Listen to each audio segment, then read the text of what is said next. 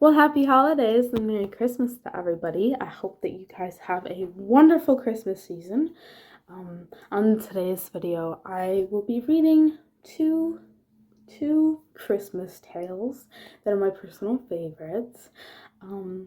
I do hope that you enjoy the holiday season, whatever holiday it is that you celebrate. I hope that you enjoy it. Today I will be reading one of my personal favorite books, I Wish to Be a Christmas Tree. I used to read this when I was a child, and it was just nice to read a book that, it's more independent, I guess. I've never really read a book that was similar to this, so it's kind of cute. So please close your eyes, and enjoy this wonderful holiday season. I will be reading 2 books today. Please enjoy. Every year, as traditions go, they get in their cars at the first sign of snow. They head to the farm at the edge of town to cut the family Christmas tree down. As Christmas neared, the trees rejoiced, for families would come and make their choice, which trees would go and which would stay. "Oh, please pick me," the trees would say. "Take me to your home," said the fat Scotch pine. "Dress me with bulbs and lights," said the fir so fine. They were all excited except for one. He knew that his days of being picked were done. "I've seen my sisters and brothers, daughters and sons, grandkids and great-grandkids picked, one by one. I'll never be taken home. I'm too big and too tall." His sobbing and crying made his pine needles fall. A little squirrel was wandering by and stopped to hear the big tree cry.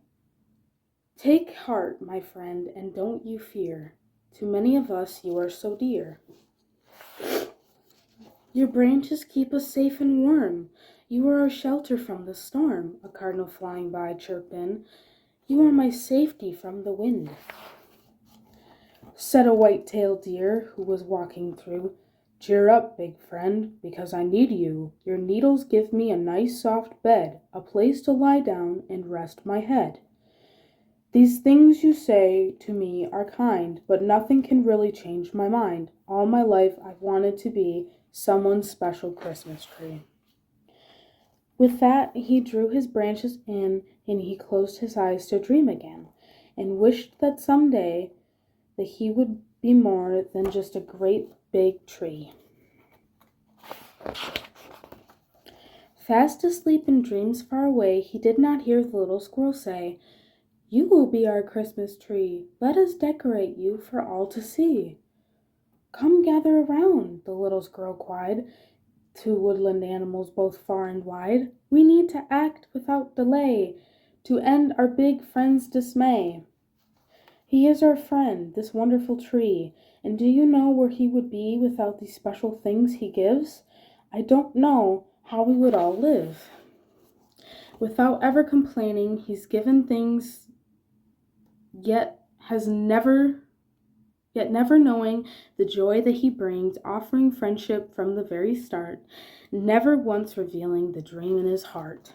Everyone should bring a treasure, so our giant friend can measure the love for him that our hearts hold, the feelings that were never told." Each animal came with gifts to bear, through the trees and some through the air, with acorns, icicles, and berries so bright. They worked and trimmed into the night. The crows searched their nests full of shiny things, hoping to find the perfect present to bring. There among their treasures found from afar was the most beautiful, bright, shining tree.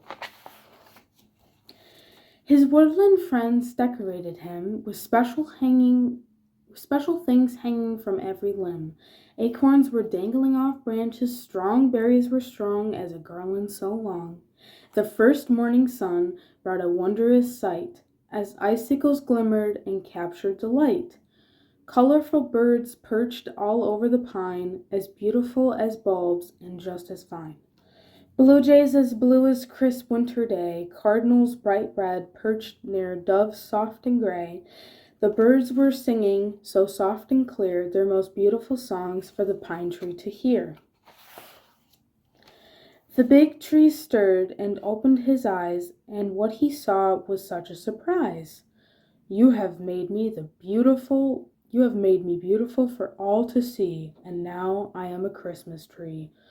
You are more than just a Christmas tree, they all said. Why can't you see? You are special to us every day of the year. We would be sad if you weren't always near. We're glad you stayed with us all these years, but we're sorry that it caused you tears. We should have told you the many ways you are special to us and brighten our days. Through winter and spring, summer and fall, you are always here to help us all. With that, they gathered around the tree, and suddenly the tree could see it wasn't as important to be a Christmas tree, but to always be the best friend you could be. And every year to celebrate, they came on that date to decorate from end to end the special tree that is their friend. I do hope you enjoyed that book. It is one of my all-time favorite Christmas books. Of course, I have to end it with The Night Before Christmas. It just wouldn't be the Christmas season if I didn't do that.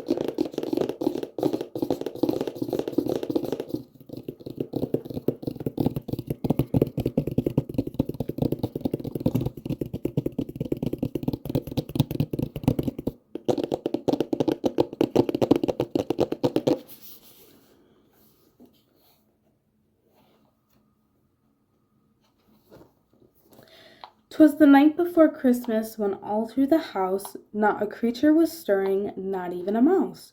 The stockings were hung by the chimney with care, in the hopes that St. Nicholas soon would be there. The children were nestled all snug in their beds, while visions of sugar plums danced in their heads. And Mamma in her kerchief, and I and my cat, had just settled down for a long winter's nap. When out on the lawn there arose such a clatter, I sprang from my bed to see what was the matter. Away to the window I flew like a flash, tore open the shutters and threw up the sash. The moon on the breast of the new-fallen snow gave the luster to midday of objects below, when what to my wondering eyes should appear but a miniature sleigh and 8 tiny reindeer. With a little old driver so lively and quick, I knew in a moment it must be St. Nick. And then in a twinkling I heard on the roof the prancing and pawing of each little hoof. As I drew in my head and was turning around, down the chimney St. Nicholas came with a bound. He was dressed all in fur, from his head to his foot, and his clothes were all tarnished with ashes and soot. A bundle of toys he had flung on his back, and he looked like a peddler just opening his pack.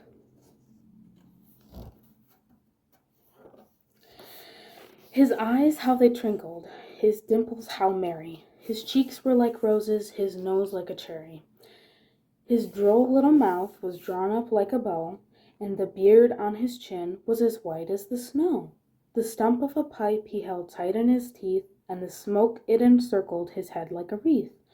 He had a broad face and a little round belly that shook when he laughed like a bowl full of jelly. He was chubby and plump, a right jolly old elf. I laughed when I saw him, in spite of myself. A wink of his eye and a twist of his head soon let me know I had nothing to dread.